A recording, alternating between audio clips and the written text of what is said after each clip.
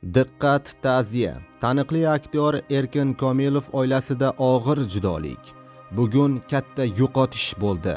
Oila a'zolari va yaqinlariga ta'ziya bildiramiz. Assalomu alaykum, hurmatli tomoshabinlar. Siz ham o'z ta'ziyangizni yo'llamoqchi bo'lsangiz, video rolik ostiga like tugmachasini bosib qo'yishni unutmang. Diqqat qiling, O'zbekiston Milliy akademik drama teatri san'atkori, O'zbekiston xalq artisti Erkin Komilovning umr yo'ldoshi Mahbuba Komilova 62 yoshida vafot etdi.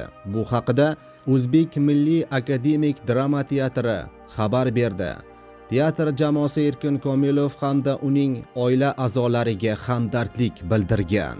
Ma'lumot uchun, Mahbuba Komilova 1964-yil 9-fevralda Qashqadaryo viloyatida tug'ilgan.